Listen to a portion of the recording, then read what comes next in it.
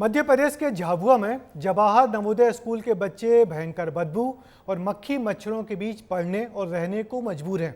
School से चंद कदमों की दूरी पर ही लाखों टन कचरे का पहाड़ तैयार हो गया है। बच्चों का रहना मुश्किल हो रहा है। शासन प्रशासन से हर जगह शिकायत की, आंदोलन, धरना, प्रदर्शन सब कुछ किया, लेकिन ट्रेंचिंग ग्राउंड को हटाने के लिए अब तक कोई कदम नहीं उठाया गया। देखिए मौके से हमारी ये खास रिपोर्ट। खा पा रहे ना हम पढ़ाई कर पा रहे। सांस लेने में दिक्कत भी होती है। लोगों को सांस लेने में तकलीफ होती है। हम लोग अभी भी बहुत ज़्यादा घिरे हुए हैं। समस्या है कचरे की, बहुत भयंकर वाली समस्या है। बच्चे भी बहुत बीमार हो रहे हैं। ये झाबुआ के धांधला का जवाहर नवोदय विद्यालय का हाल है, जिसमें जब बच्चों का एडमिशन होता है तो माता पिता पूरे शहर में बताते हैं, पूरे गांव में खुशियां मनाई जाती हैं।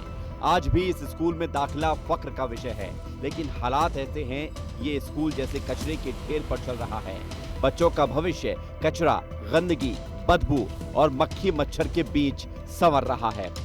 पीएम श्री जवाहर नवोदय विद्यालय और इस विद्यालय में लगभग 500 बच्चे पढ़ते हैं। मात्र 25 कदम की दूरी पर ही यह विद्यालय इस स्ट्रेचिंग ग्राउंड से बना हुआ है और इस स्ट्रेचिंग ग्राउंड से उठने वाला धुआं और मक्खियों की, मच्छरों की मार और इसके अलावा जो यहाँ से जो उठने वाली बदबू है वह इन विद्यार्थियों को नारकीय जीवन जीने पर मजबूर कर रही है। ट्रेंचिंग ग्राउंड में कचरे का पहाड़, हर तरफ गंदगी और बदबू, और इससे चंद कदमों की दूरी पर वो संस्थान जहां सैकड़ों बच्चे अपने भविष्य को संवारने की जद्दोजहद में लगे हुए हैं। बरसों बीत गए, कचरे का पहाड़ बढ़ रहा है। जैसे जैसे ये पहाड़ बढ़ रहा है, वैसे वैसे समस्याएं भी अपना रौद्र रूप दिखा रही है। जैसा कि आप देख सकते हैं, यहाँ पर जो कचरा है, इसके कारण हमें बहुत समस्या आ रही है। ना हम ठीक से खाना खा रहे हैं, ना खा पा रहे, ना हम पढ़ाई कर पा रहे। हमको सांस लेने तक दिक्कत होती है और जब यहाँ आग लग जाती है किसी दिन, तो पूरा हमारा विद्यालय पूरा मतलब हम किसी को देख नहीं सकते, ऐसा हो जाता है।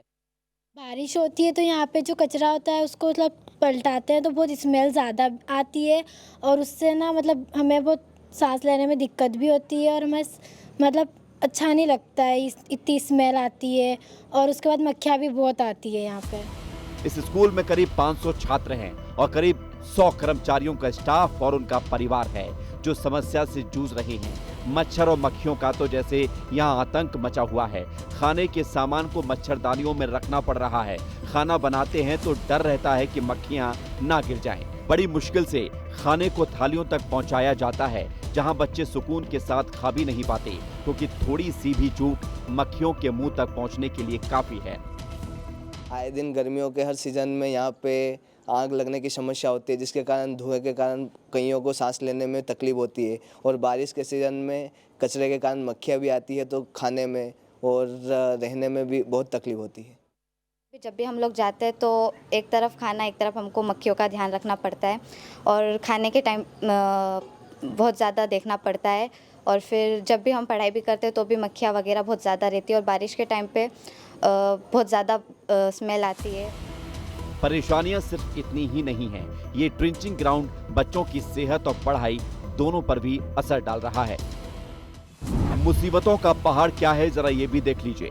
बच्चों को एलर्जी हो जाती है, स्किन प्रॉब्लम हो रही है, मच्छर मक्खियों का आतंक बढ़ रहा है।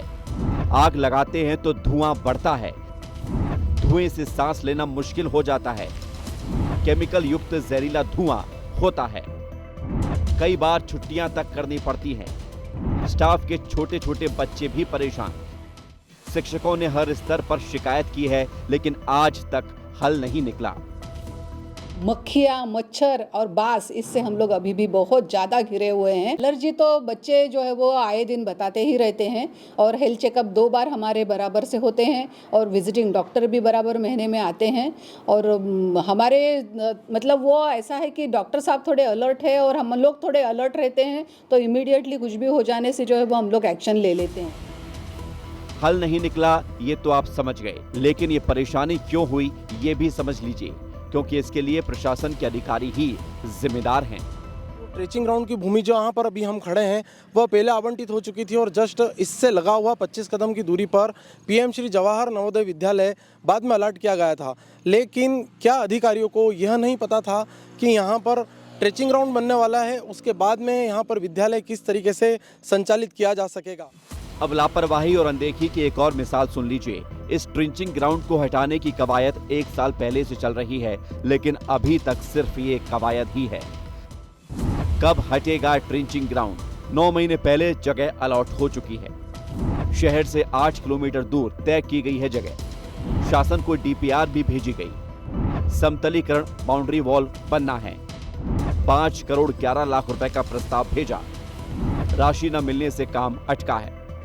अब पूरा मामला जो है नगर परिषद के हाथों में है। उन्होंने शायद डीपीआर बना के भेजी भी हुई अपने विभाग को। तो वो जैसे ही क्लियर होगी तो नई जगह जहां इनको आवंटित की जा चुकी है लगभग 8-9 महीने पूर्व, वहां ये ट्रेंचिंग ग्राउंड शिफ्ट किया जाए। नगर परिषद थानला को थानला नगर से 8 किमी दूर ग्राम मियाटी में नवीन ट्रेंचिंग ग्राउंड अलॉट हो गया है। चूँकि उक्त भूमि पर नगर परिषद द्वारा कब्जा भी ले लिया गया है, भूमि जो कि समतलीकरण न होके घाट सेक्शन में है, ऐसी स्थिति में वहाँ पे कटअप करके और बाउंड्री वाल बनाई जाना है, जिस हेतु 5 करोड़ 11 लाख के प्रस्ताव तैयार कर लिए गए हैं। प्रशासन के अधिकारी जैसे इस गंभीर समस्या को लेकर भी फाइल खेल रहे हैं, लेकिन स्कूल में पढ़ रहे बच्चों के माता पिता का कलेजा सूख रहा है। वो चाहते हैं कि जल्द ही उनके बच्चों के सिर से ये मुसीबत दूर हो जाए। प्रशासन ध्यान भी नहीं दे रही और हम बार बार यही कह रहे, बच्चे भी बहुत बीमार हो रहे हैं और इलाज कराते हैं तो उनको साइड इफेक्ट हो रहा। कचरा हटाने की मांग हर बच्चे और पालक लोग कर रहे हैं, लेकिन कोई सुनवाई नहीं कर रहा। समस्याएं हजार हैं, परेशानियां बेशुमार हैं, मक्खी और मच्छरों की मार है, लेकिन समाधान नजर नहीं आता है। शायद जिम्मेदारों को बच्चों की परेशानी से इत्तेफाक नहीं है। बरसों बीत गए हैं, बच्चे कैसे रह रहे हैं ये तो वही जाने। लेकिन इस ट्रेंचिंग ग्राउंड को हटाने के लिए जिस गति से प्रक्रिया चल रही है वो काफी नहीं है, क्योंकि ये मसला सिर्फ कचरे का ढेर हटाने का नहीं बल्कि सैकड़ों बच्चों की सेहत और शिक्षा से जुड़ा हुआ है। अभी तो ये बच्चे सुकून से रह भी नहीं पा रहे, तो फिर पढ़ाई की बात तो आप छोड़ ही दीजिए। सवाल यह भी है कि इतनी बड़ी संख्या में पढ़ने वाले विद्यार्थी आखिर कब तक नारकीय जीवन जीने पर मजबूर रहेंगे। विस्तार न्यूज़ के लिए कैमरा पर्सन अजय भाबर के साथ सिद्धार्थ कांकरिया, झाबुआ। तो देखा आपने, नवोदय के बच्चे हों या फिर स्कूल का स्टाफ, हर जगह लोग परेशान हैं, क्योंकि ये समस्या छोटी नहीं है।